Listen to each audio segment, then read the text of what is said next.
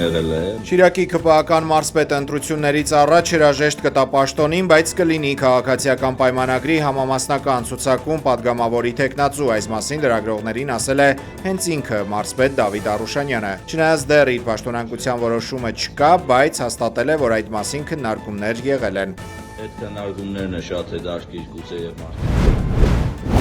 Ազգային բարերար Սամվել Կարապետյանի գլխավորած մեր ձևով շարժմանը կես տարում 15,000 կամավոր է միացել, հայտարարել է շարժման համակարգող Նարեկ Կարապետյանը տարեկան հաշվետու ժողովի ժամանակ։ Հայաստանը պետք է ունենա նոր ղեկավար, ասել է Կարապետյանը։ Ահա թե ինչու։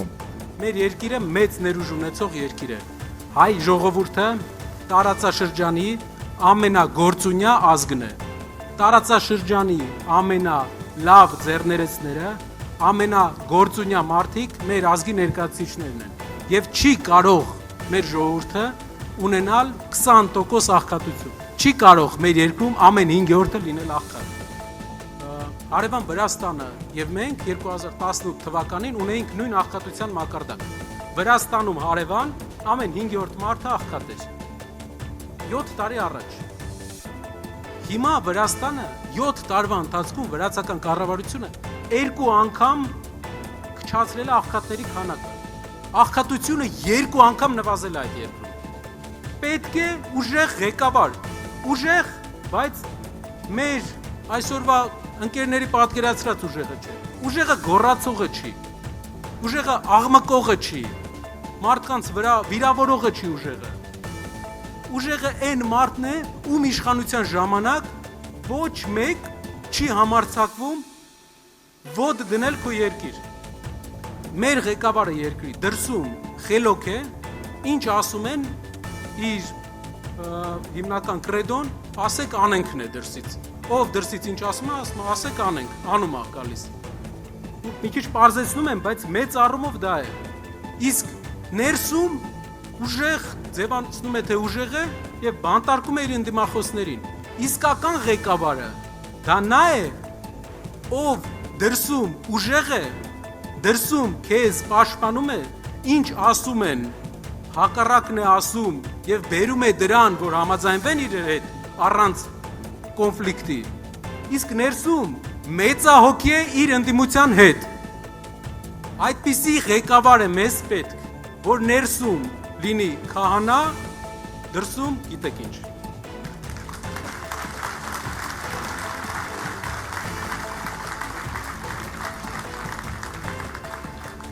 Կարևոր բան եմ ուզում բոլորիս ասել։ Մեր երկրի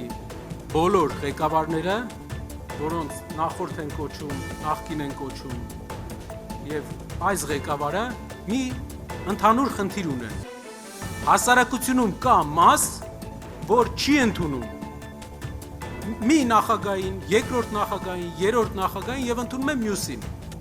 Կա մաս, որ չի ընդունում այսօրվա ղեկավարին, ընդունում է նախագահներից մեկին։ Մեր հասարակությունը բաժանված է։ Ամեն հասարակության հատված ունի իր համար հետաքրքիր, իմ համար համակրելի քաղաքական գործիչ, բայց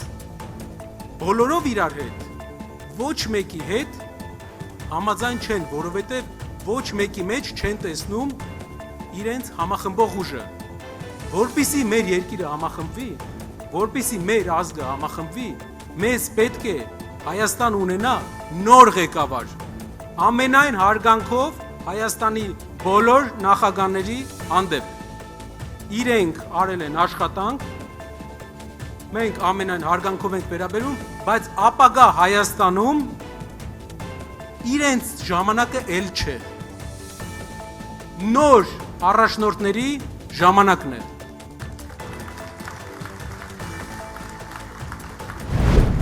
Իրավունք չունենք Մեր ձևով շարժման հավաքի ժամանակ հրապարակվել է նաև ազգային բարերար Սամվել Կարապետյանի ուղերձը։ Նա հայտարարել է, որ մարդիկ հույս են կապում շարժման հետ, որ իրենց ընտանիքները կապրեն բարեկեցիկ, առողջ, անվտանգ երկրում ու ազգային արժանապատվությամբ։ Հայաստանը թույլ չէ,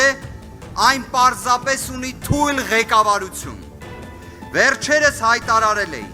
որ Ադրբեջանի ու Թուրքիայի հետ կռացած բարեկամություն անելով իրական խաղաղություն չենք ունենա։ Ռուսաստանի դեմ խարդավանքներով տարածաշրջանում մեզ անվտանգ չենք զգա։ Իրանի ու Վրաստանի կենսական շահերը անտեսելով դժվար օրերի բարեկամ չենք ունենա։ Մեր ժողովուրդը վաղուց մոռացել է, թե ինչպես է լինում լավ հարաբերություններ ունենալով սեփական հարցերը լուծելը։ Հետևաբար մենք հենց այդպես ենք անել։ Ոչինչ չենք ուրանալու, բայց հարցերը լուծելու ենք խաղաղությամբ ու պրոֆեսիոնալիզմով մեր օգտին։ Ադրբեջանի տարածքով Հայաստան ռուսական ցորենով բեռնված գնացք է գալիս, հայտնել են ռուսական լրատվամիջոցները։ 8 վագոն հացահատիկով բեռնված գնացքը Ռուսաստանի Վոլգոգրադի մարզի Գմելինսկայա կայարանից ուղևորվում է դեպի Երևան։ Նման բեռնափոխադրումներ չեն եղել 1990-ական թվականներից ի վեր, հիշեցրել է աղբյուրը։ Մինչև այս տարվա վերջ նախատեսվում է Ռուսաստանից Ադրբեջանի տարածքով Հայաստան ուղարկել ավելի քան 2000 տոննա հացահատիկ։ Հարգելի գործընկերներ, հարգելի Առավոտից սրված իրավիճակը չի հանդարտվում Երևանի ավականու տարեվերջյան նիստում, եթե մինչ այս ընդդիմադիր ու իշխանական ավականիները միայն տեղից իրար վիրավորում էին, հիմա անցել են թեթև քաշքշոցի, քաղաքապետը գործընկերներին կոչ է արել սեղանին դրված շշերը հանգիստ թողնել։ Պարոն Քոչարյան, պարոն Քոչարյան, պարոն Սահակյան, պարոն Քոչարյան, պարոն Սահակյան, շշերը հանգիստ թողեք, վсё, նստեք, շատ եք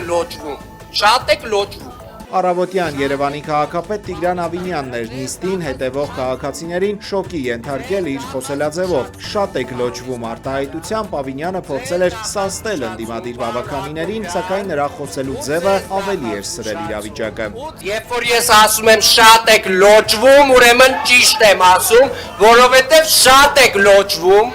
շատ եք լոճվել, հարգելի գործընկերներ, ու այս ձեր լայնքը հեսա կնեղացնենք, որովհետև դուք ձեր լեզվի այս ելևեջները, դուք մեկ-մեկ արդեն ոնց որ իրականում խառնում եք։ Проявив политическую волю, Ռուսաստանի փոխարտգործնախարար Սերգեյ Յապկովը հաստատել է ԱՄՆ-ի հետ զգայուն հարցերի շուրջ քննարկումների հերթական փուլի անցկացման մասին։ Նրա խոսքով ԱՄՆ-ի հետ նախորդ խորհրդակցությունների արդյունքները բավարար չեն եղել։ Շփումն անցել է աշխատանքային մթնոլորտում, եւ մենք հնարավորություն ունեցանք պրոֆեսիոնալ մակարդակով քննարկելու ամբողջ օրակարգը, սակայն գլխավոր հարցերը նախկինի պես լուծված չեն, ասել է Յապկովը։ Նրա կարծիքով լրացուցիչ ջանքեր կպահանջվեն եւ որ հաջորդ փուլը կարող է տեղի ունենալ 2026 թվականի գարնանը։ стратегии национальной безопасности США. ԱՄՆ-ն այս տարի Ուկրաինային տրամադրվող օգնությունը կրճատել է 77 անգամ, հասնելով մոտ 46 միլիարդ ռուբլու։ Ըստ ուկրաինական ԶԼՄ-ների 2025 թվականի հունվար-հոկտեմբեր ամիսներին Վաշինգտոնից ստացվող եկամուտները 38.7 միլիարդ եվրոից նվազել են մինչև 0.5 միլիարդ եվրո։ Նախատեսված է, որ 2026-ից 27 թվականներին Պենտագոնը Կիևին տարեկան 0.4 միլիարդ եվրո օգնություն է հատկացնելու։ Ռուսաստանում ոստիկանությունը ստուգել է այն տեսանյութերը, որոնցում մերձ Մոսկովյան շրջանում առաքիչները երեխաներին տեղափոխել են առաքման պայուսակներով։ Գերատեսչությունից հայտնել են, որ տվյալ միջադեպի վերաբերյալ հաղորդումներ կամ դիմումներ դեռևս չեն ստացել։